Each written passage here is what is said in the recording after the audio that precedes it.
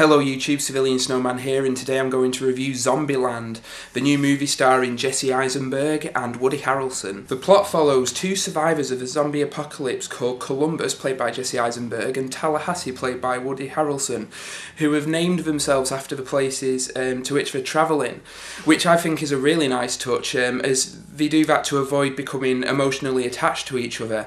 Now, Columbus is basically OCD-like. He's got loads of rules of how to survive a zombie apocalypse, and he's kind of always been a social outcast and a bit of a loner. And when he meets Tallahassee, who is like this kind of almost batshit crazy zombie killer, the clash of personalities is really charismatic and dynamic, and it adds a really neat layer to the film. It's not long before they meet two girls, one of which is called Wichita, who Columbus falls for, and her smaller sister called, I think it's Little Rock.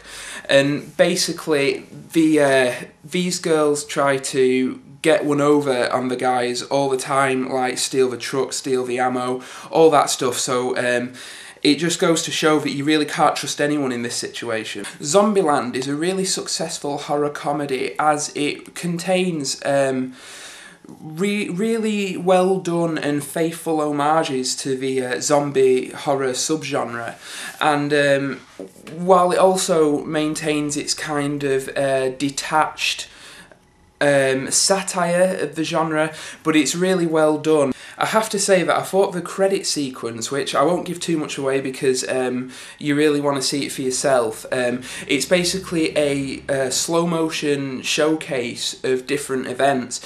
This credit sequence, I think, is the best credit sequence since Watchmen, and I honestly think if we hadn't have seen Watchmen, this would be the best credit sequence of the year. It really is good. I mean, it uses, and this just doesn't apply to the credit sequence on its own, but applies to the movie as a whole. It really knows how to use slow motion without making it a gimmick. The sequences at the beginning of the film, which feature Columbus explaining some of his rules to surviving a zombie apocalypse, are really well done. Like rule number one, cardio. The fat people die first in the apocalypse and stuff like that.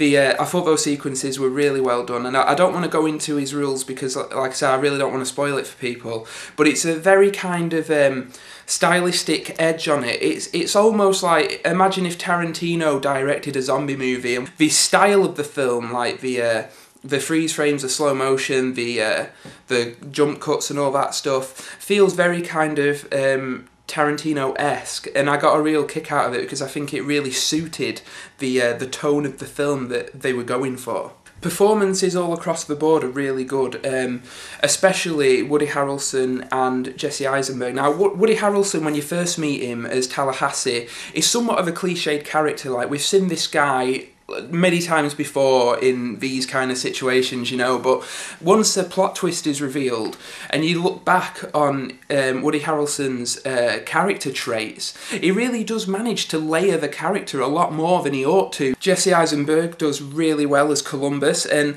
this guy, he's got that kind of deadpan humour and kind of uneasy, uncomfortable mannerisms about him.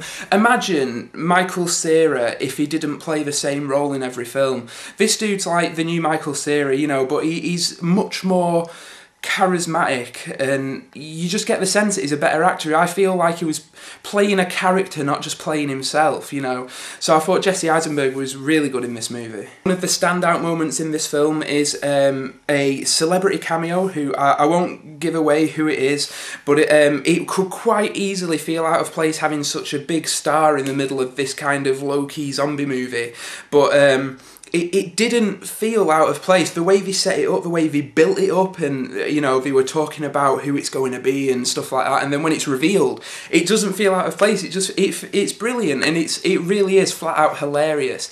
I mean, people in my theatre were belly laughing at that moment, as was I.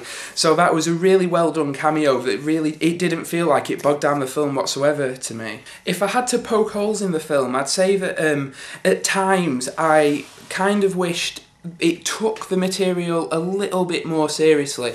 Now, obviously, the comedy and the horror and all that stuff, they don't outweigh each other. It's a nice balance, but the story as a whole and the sense of threat isn't always present, because obviously tongues are firmly in cheek by all the actors, so you don't quite feel scared as you should, but that's just a minor niggle because you're having so much fun while you're watching it that it really doesn't matter. Another minor niggle I have with the film is the runtime. I think it's about 90 minutes, I'm really not sure, but when I was watching it, it seemed to be over like that, and it could have done to be a little bit longer, and you could have used extra time to just flesh out Woody Harrelson's character a little bit more, because like I said, he managed to take what is essentially a cliched character and really add some kind of deep layers to him. So, you know, given a little bit of an extra runtime, he could have really fleshed it out. I enjoyed it and I was sad when it was over, so I just wish there was more of it. If I had to give Zombieland a rating, I think I'd give it 3 stars. Now, it's a really good, solid kind of horror comedy, splatstick film. I love anything to do with zombies. I mean, I'm a huge fan of zombie movies, and I just felt like it could have done a lot more, but I know that they wanted to kind of keep it mainstream, and it has apparently been very successful over in the States. So hopefully we'll get a sequel, because this is a film that I'd actually like to see a sequel to and see where these characters go after the movie.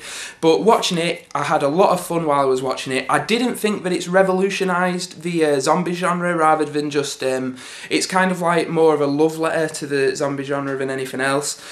So it's not revolutionary, but it is a really good time at the cinema, and I thoroughly recommend it to anyone. So I'd give it 3 stars for being a really good, solid, fun movie. Anyway, I hope you've enjoyed this review. This is CivilianSnowman signing out. I'll see you later. Bye.